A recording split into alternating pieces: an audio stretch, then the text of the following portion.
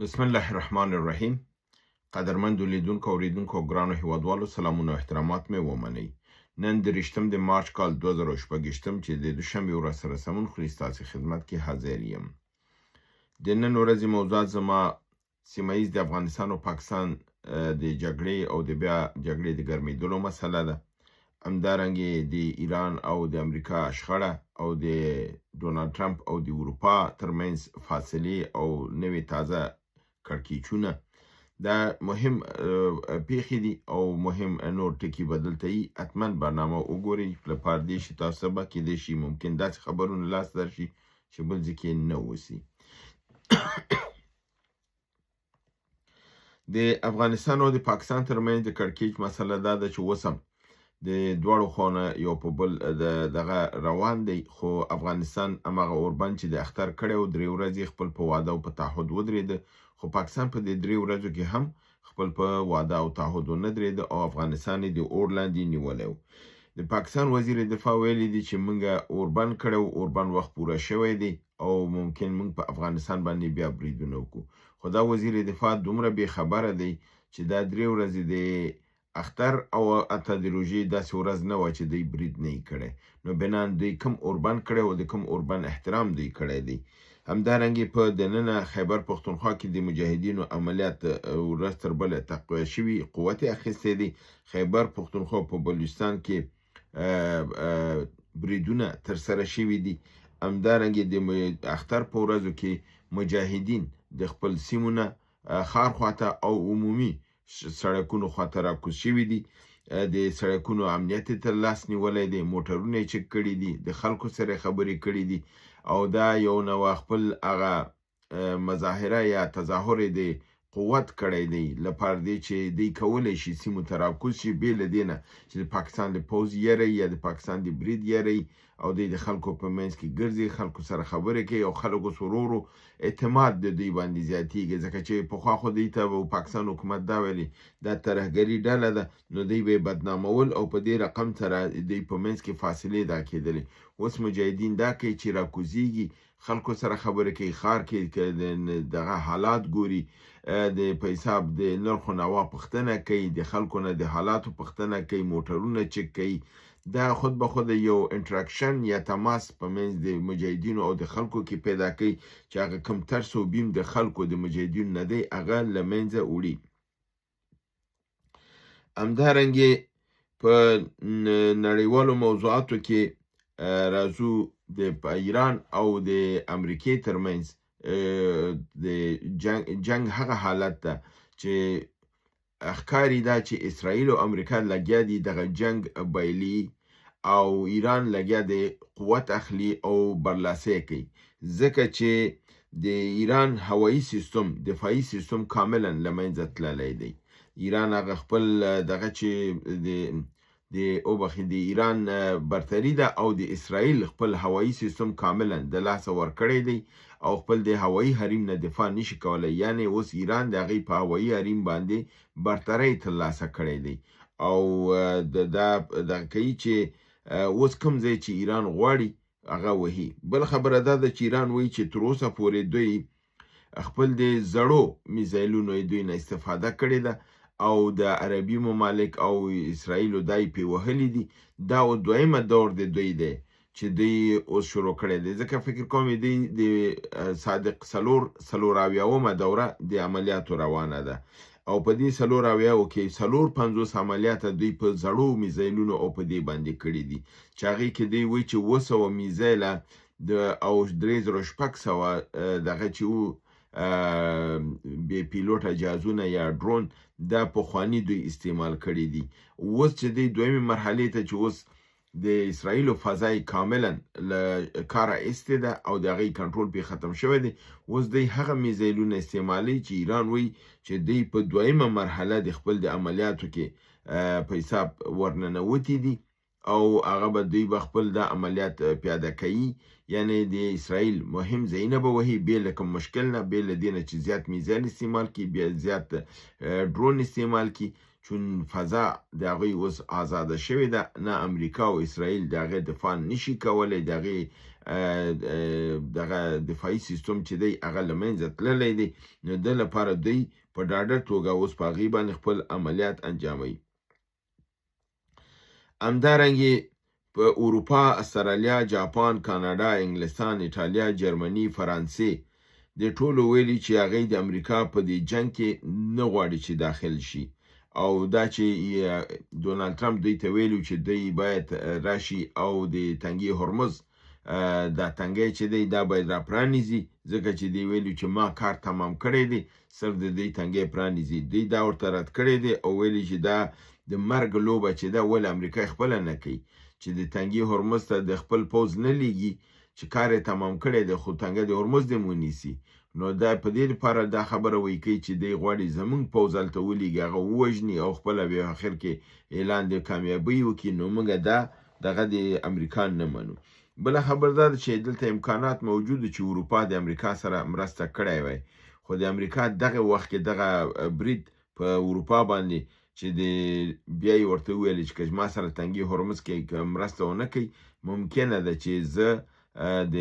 ګرینلند ځمکه تاسو نه ونیسم، که په زور یا په رضای په هر رقمي دا درنه ونیسم. دا بیا د دوی منځ کې لویه فاصله پیدا کوي او دا فاصله باعث د دې کېږي چې دوی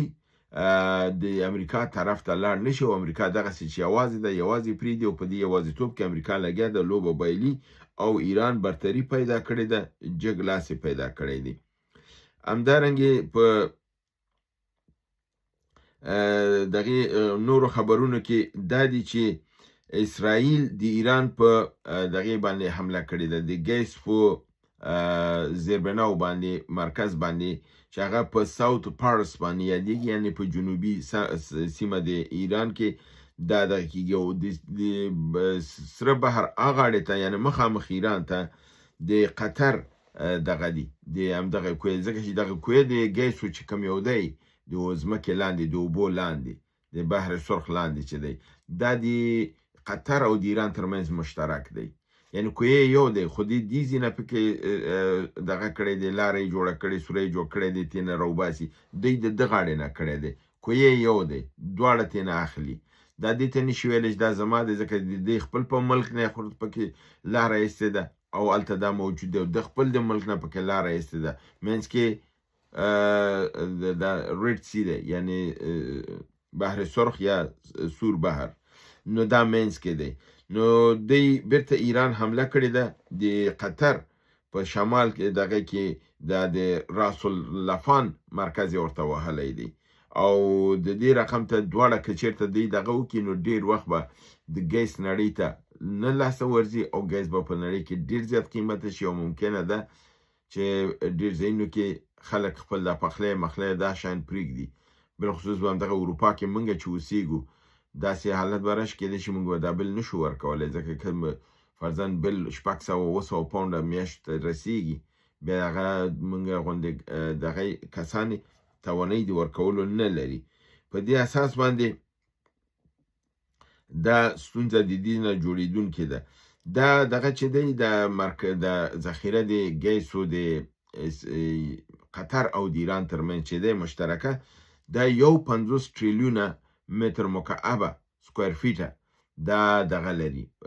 ګیس لري 50 تریلیونه، یعنی 1 تریلیون زر میلیارده دی. نو په دې اساس باندې او د دې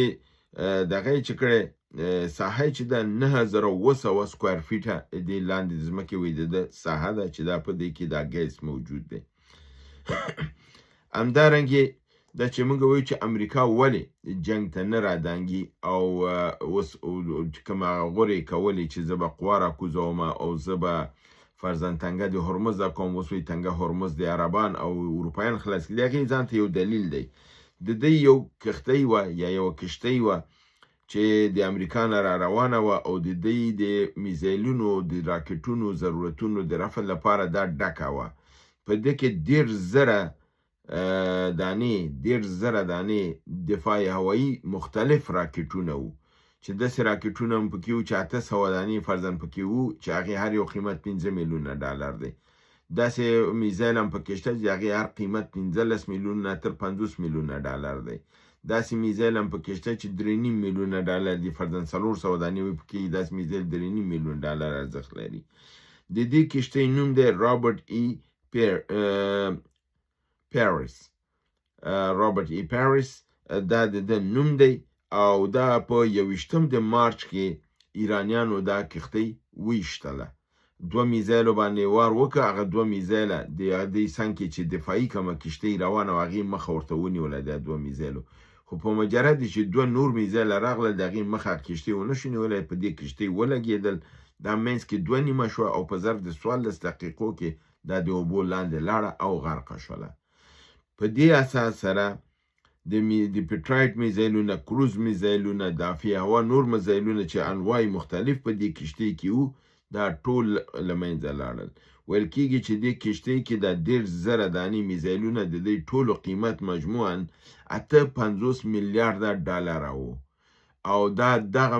اسلحه وه چې دغه دلته چې سیمه کې څومره کښتۍ دي لکه 4 غټې او د هر غټې سره 15 وړې او اضافي نورې په حدود 10. یو پیره که دی نه ډک شوي وی او دی دا مصرف کړی وی، بیا یو پیره بل هم ډکېدلی شو، یعنې تر هغه پورې چې دی دا مصرف کو بله کښتۍ په لاره کې وه چې هغه 3 هفتې بعد را رسېږي، یعنې دا د 3 هفتو لپاره دی مصرف و. 3 هفتې بعد بله کښتۍ را رسېدله. دا کښتۍ چې اوس غرقه شوله او بله کښتۍ 3 هفتې لرې پرته ده، نو دلته اوس اسرائیل او امریکا سره د دفاع لپاره میزایل نشته، د ده لپاره لیټولات نه کار اخلي او دا موضوع یې لږه شاته غورځولې ده چې مبادا دلته ایران په دې دانې شي، خو ایران په دې پوه ده، کښتۍ ورته وهلې ده او د دې 126 تنه کارکوونکي چې هغه ته د هلیکوپترو په ذریعه باندې نجات ورکړل شوی دی. خپله کښتۍ کاملا د اوبو لاندې شوې ده او غرقه شوې ده. همدارنګې 2 ورځې مخکې ایرانیانو د فتح نمبر 2 یا دویم فتح چې د 14 تر 15 موخ سرعت لري، یعنی د سرعت د ضد اواز سوپرسونیک میزایلونه ورکړي وو چې دا د دې په مقابل کې د اسرائیل 10 دفاعي هوایي انټیسیپیټ دغه د انټرسپټرونه راغلي وو 10 ځانې، او غوښته دا ده چې خو هغې کار نه دی کړی، دا په کمانډ سنټر یعنې مرکز د قومندې باندې لګېدلی دی. د فول دغې کور او دغه د منځه وړی دی دفاعي کمپاوند نه، یعنې فل کور چې هغې درلوده چې دا کمپاوند به نه لګي دفاعي، هغه د دفع کړی دی. او دلته 7 نظامي جنرالان د اسرائیل وژل شوي دي او تعداد زیات نور عادي واړه سیمانسبان هم دلته موجود او هغه هم له منځه تللي دي.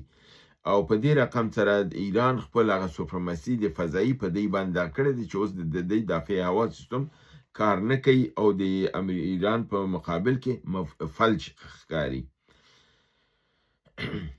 همدارنګې بل خبر دا دی چې ایران په دیګو ګاراسي کې چې کوم بریج شوی وو او هغه ما خپل هم تاسو سره راپورټ کړی وو او په نړیوالو خبرونو کې مې ویلو چې هغه د ایران ویل کېده چې بوشهر 4 میزایل تللی دی او دیګو ګاراسي 4000 کیلومتره لرې چې ده وهلې ده. اما نن ایران اعلان وکړ چې ما دیګو ګاراسي نه ده وهلې او دا فالس فلاګ دی، یعنې د دروغو دغه د حمله ده د بل چا د خوانه ده، صرف د لپاره چې دیګو ګاراسي جزیره چې ده د انګلیسانو ده او قوا پکې د امریکایانو ده، د لپاره چې انګلیسان مشتعل کی چې د خپل هغې جزیرې نه دفاع وکړي. دا کار دوی کړی دی، د امریکا په دغې باندې کې خپل امریکایانو حمله کړې ده او دا مګرم ایران دا رد که او په دې اساس باندې فکر نه کوم چې انګریزان مشتعل شي، ځکه چې په قبرس کې د انګلستان په مرکز باندې چې امریکایانو برید وکړ بیا ایران هغه رد کړ، نو په دې اساس باندې انګلیسانو په جنگ کې د مداخلت ونه کړ. بل خبر زموږ نن دا دی چې عربستان د ایران نظامی اتشه یعنی نظامی دیپلوماتی چې دی سره د معاونې او سنور دیپلوماتانو د خپل خاورې نه ایستې دي او هغه په دې دغه ایستې دي چې چون دا نظامی اتشه دی په دې نه دی توانېدلی چې خپل مملکت ته قناعت ورکړي چې پر عربستان سعودي باندې برید ونه شي او چون دا بریدونه شوي دي دوی اتشې نظامی خپل د خاورې نه ایستي دي او ملک بدر کړي دي او دی ویلي چې دوی د ایران په دې حملو چې په عربستان سعودي باندې کوي په دې باندې دوی اعتراض لري او دا دوی وایي چې د نړیوالو قوانینو خلاف دی اما هیڅکله دوی دا نه وایي چې دوی دا پردي قوا چې خپل په خاوره ساتلې دا هم د اسلامي قوانینو خلاف دی او هم د نړیوالو قوانینو خلاف دی نو ته هغه مه پرېږده چې تا باندې څوک برید ونه کړي چې ستا د خاورې نه بل چاته برید کېږي نو خلک خو به ستا په مقابل کې ودرېږي عربان یو طرفه قضاوت کوي په دې چې دوی ملامت دي او تاریخ هم دوی ملامتوي ځکه دوی غلامان دي او غلام چې دی هغه ازادي نه لري نو د لپاره بل څوک اوسېدی د ازادي ورته اخلي نو دوی خپل هغه ازادۍ لپاره هم حداقل خوشحالي نه کوي دا و زمونږ د نن ورځې برنامه چې تاسو حضور ته مو وړاندې کړه هیله د برنامه وګورئ خوا کې دوستانو سره شریکه کړئ تر بل برنامې چې بیا ستاسو حضور ته حاضرېږم تاسو په لوی پروردګار د عالمینو سپارم وما علینا الا البلاغ